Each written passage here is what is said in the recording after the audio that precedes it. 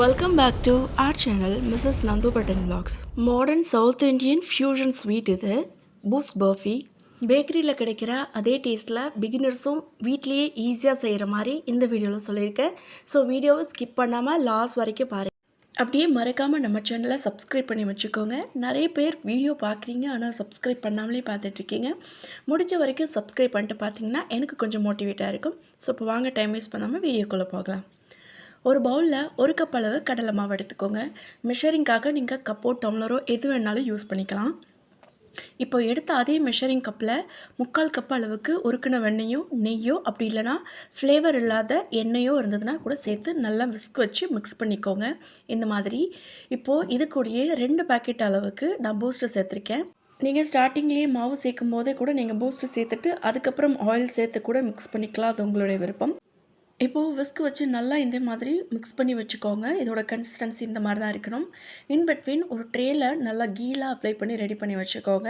நம்ம ரெடி பண்ணோன்னா உடனே இந்த பேட்டர் எல்லாத்தையுமே இந்த ட்ரேயில் தான் நம்ம செட் பண்ண போகிறோம். அதுக்காக இப்போது ஒரு பேனில் 1லேருந்து 1.25 கப் அளவுக்கு வரைக்கும் நீங்கள் சுகர் எடுத்துக்கலாம். நான் 1 கப் அளவு தான் எடுத்திருந்தேன். எனக்கு ஸ்வீட்னஸ் கொஞ்சம் கம்மியாக இருந்தாலே போதும். ஸோ நீங்கள் அதிகமாக சாப்பிடுவீங்க அப்படின்னா 1.25 கப் அளவு எடுத்துக்கலாம். இப்போது இந்த சுகர் கூடையே 1/2லேருந்து 3/4 கப் அளவுக்கு நீங்கள் தண்ணி சேர்த்துக்கலாம். சேர்த்து நல்லா கொதிக்க விடுங்க. 1 ஸ்ட்ரிங் கன்சிஸ்டன்சி வரணும். ஸோ ஒரு கம்பி பதம் வந்தோன்னே நம்ம மிக்ஸ் பண்ணி வச்சுருக்கிற மாவை இது கூட சேர்த்து நல்லா இந்த மாதிரி மிக்ஸ் பண்ணி விட்டுக்கோங்க. ஸோ இப்போது இந்த பேட்டர் நல்லா திக்காக ஆரம்பிக்கும். இந்த ஸ்டேஜில் ஒரு 2 ஸ்பூன் அளவுக்கு நெய் சேர்த்துக்கோங்க. நீங்கள் ஃபுல்லாக நெய்லே செய்கிறீங்கன்னா கொஞ்சம் நெய்யை எடுத்து வச்சுட்டு மீதத்தை இந்த ஸ்டேஜில் சேர்த்துக்கோங்க. இப்போ இது நல்லா திக்காக ஆரம்பிச்சிருச்சு. இதோட பதம் பார்த்திங்கன்னா மாவை இப்படி எடுத்து விடும்போது அது ரிப்பன் கன்சிஸ்டன்சிக்கு மடங்கி விழணும் கொஞ்சம் ஸ்லோவாக. அதான் கரெக்டான பக்குவம். இந்த ஸ்டேஜில் நம்ம ரெடி பண்ணி வச்சுருக்கிற ட்ரேயில் இதை எடுத்து அப்படியே செட் பண்ணி வச்சிட வேண்டியதான். இன்னும் அதிகமாக நீங்கள் குக் பண்ணிங்க அப்படின்னா மைசூர் பாக்கே ஹோல் இருக்கிற மாதிரி இருக்கும் இல்லையா, அந்த மாதிரி இருக்கும். உங்களுக்கு ஹோலோடு இருக்கிற மாதிரி இருக்கும் இந்த பர்ஃபி.